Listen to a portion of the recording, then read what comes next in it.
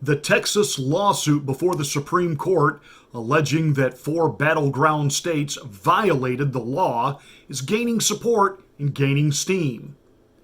Eric Swalwell, failed presidential candidate under the Democratic banner, member of the Senate House Intelligence Committee, is in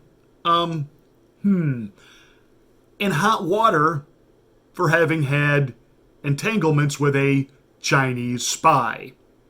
And Nancy Botox Pelosi can't seem to find any money to help average, everyday American people who have been without work because of the scandemic, but yet she can find all kinds of money, not only for the military-industrial complex, but she's put forth a veto-proof piece of legislation that will actually not allow President Trump or any president moving forward to ever withdraw troops from a battle area.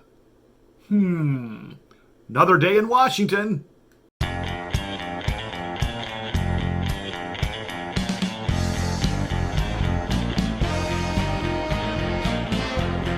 Let me just say right out the gate, I don't know how long YouTube will allow this monologue to stand up, because Google and YouTube working together have announced that they were going to start removing videos from their platform that actually question the legitimacy of the 2020 presidential election.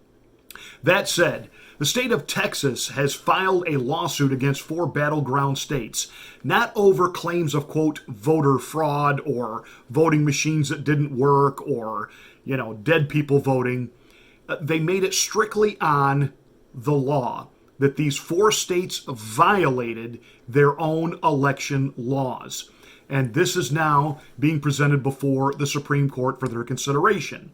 Now, some people expect them to punt on this, that the court does not want to be in the dubious position of, quote-unquote, selecting a president. The problem is you have other states now joining. Arkansas has signed on to the lawsuit. Louisiana has signed on. Florida has signed on. And apparently Mississippi is going to sign on, as well as Alabama. So the more states that sign on, by the time this is done, there could be up to 20 states making this allegation. At that point, the Supreme Court is not going to get to punt. And I have a theory on that. People, even Democrats, were expecting the Supreme Court to go ahead and at least listen to the oral arguments from the Trump team regarding the violation of the law in the state of Pennsylvania. That was what Justice Alito has been kind of hinting at since the day after the election. And then it seemed that they punted, that they said, nope, we're not going to hear this case. This is even after Ted Cruz had offered to make the oral argument on behalf of the president. And right away, conservative pundits were convinced, that's it, it's done, the fix is in. But it could also be that Justice Alito actually gift-wrapped a present for the president by clearing the way that now this lawsuit from Texas can go through, and this wouldn't just potentially affect one state, it could potentially affect 4 states and the actual election itself. We shall see moving forward. Eric Swalwell, the guy that was constantly claiming that he had talked to the whistleblowers and had inside information, and he knew Donald Trump had colluded with Russia. And even though he wasn't technically in charge of any of that, that fell to, guys like Jerry the Nads Nadler and Adam Schiff for brains. Swalwell was using it as an opportunity to put himself out there, to write a book and run for president, of which he failed miserably on all counts. And then, of course, he was one of the mouthpieces out there talking the talking points during the impeachment sham of President Donald J. Trump. Well, now it turns out he actually had pretty close, intimate involvement with a Chinese spy. Talk about collusion. Bum, ba-dum, bum. And after all, he is part of the Intelligence Committee Are you kidding me? This guy has access to top secret national security kind of information. And because he's kind of in love with himself, because he is a bit narcissistic and, stupid, he is an easy target, an easy mark for the Chinese government. Which, by the way, as incredibly powerful as the Chinese government is, and their seemingly endless resources that they have, and don't underestimate them.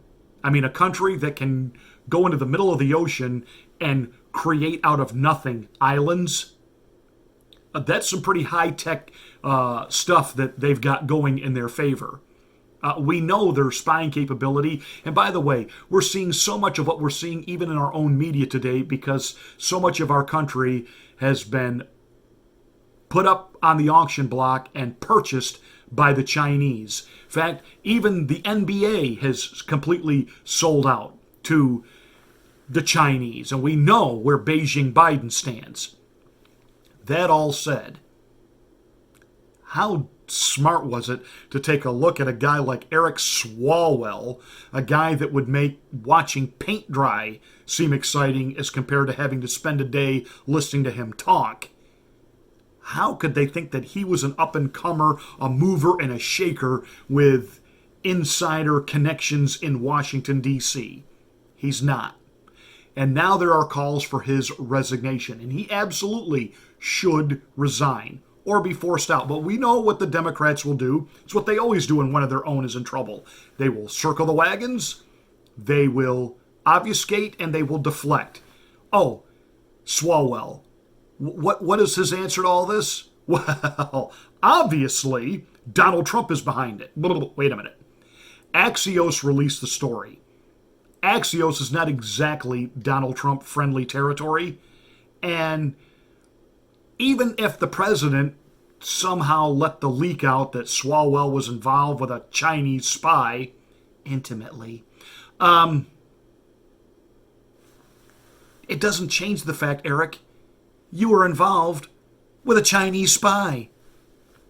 And nobody seems to think that this is a serious problem moving forward, that this guy should not have a security clearance, access to top secret information, that it might come out over a little bit of pillow talk.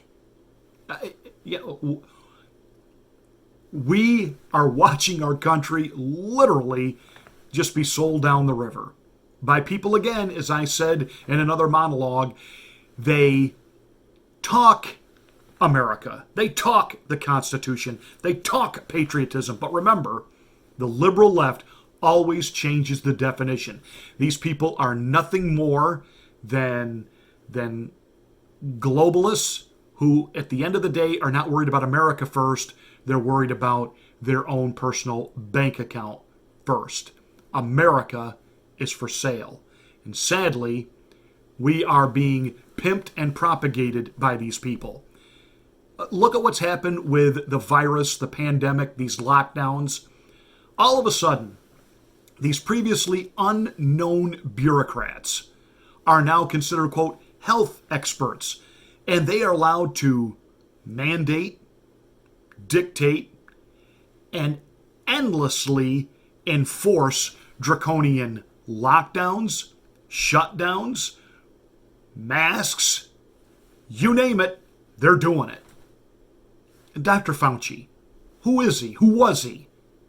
This is a guy, he couldn't treat actual real patients because nobody would like him.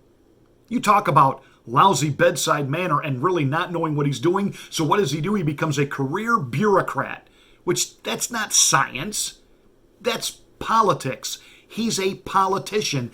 And here's this little nerd that since the AIDS epidemic has wanted to be taken seriously, and he is basically was blown off by the medical world and by the science world, and now all of a sudden, he has become the be-all, end-all. He's been paid by Big Pharma. This is why he is promoting this vaccine. And by the way, he was thrust on us thanks to Mike Pence. And I've said it before, I will say it again, the enemy within. And you guys can write all your nasty little comments about that. Mike Pence is the enemy within. So you have this big pharma rep Fauci, and we are told to hang on his every word, and he's made it clear that even after this vaccination is doled out, we must stay in masks because this is the only way to prevent disease in the future. Bump and up bump. I told you this was not about 9 days, 21 days to flatten the curve. Biden's talking about 100 days. It'll be 100 years.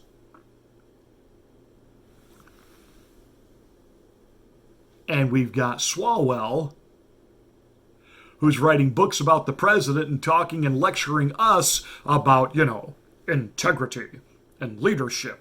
And Trump was compromised with Russia. And this guy's literally sleeping with a Chinese spy. And it's going to be given a pass. Me love you long time. I am Frau Blucher. After you, Frau Blucher. Please welcome the House Democratic leader and the first female Speaker of the House, Nancy Pelosi. Nancy Botox Pelosi, who admitted she was not going to put a stimulus package through while Donald Trump was the president.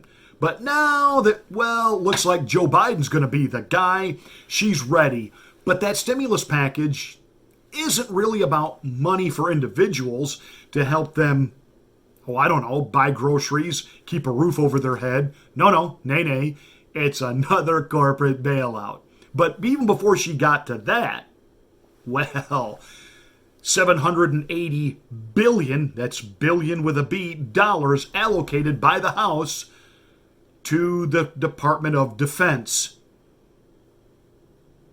And there's a little caveat in there that even 60 so-called progressive Democrats voted for. And that is, no longer can a president, i.e. Donald Trump, but theoretically now any president, no longer can a president who has the constitutionally allocated responsibility as commander-in-chief of the armed forces, no longer can a president pull troops out of a country. We're going to be permanent occupiers. Remember, President Trump not only did not involve us in any new military entanglements, any new wars, which of course that affected the bottom line of the military-industrial complex, which is part of the deep state. So now you understand why even so many so-called conservative Republican generals and military leaders want Trump gone. It's not about national security, it's about their financial security. The president wants to... Why are we still maintaining an army in Germany? Yeah. Why are we still maintaining an army in Japan? Yeah. Why are we still in Afghanistan? And he wanted to bring the troops home. And now the Democratic-led House of Representatives under Nancy Botox Pelosi has said, no, nay. Wow. And you liberals and you progressives, this is what you voted for? Really? Wow. It's a pretty sad day when the conservatives and libertarians in this country are now the ones that really stand for free speech. We don't want to censor anybody. We don't want to deplatform anybody. And now we're the ones that are having to point out it is the Democrats and the neocon liberals that are the real warmongers. Wow. Hey, that's it for this rant. Thank you so much for watching. Share this to your social media platforms. Give us a thumbs up. Make sure you smack the bell and click the word all for YouTube to shadow ban me and not tell you I posted a new video.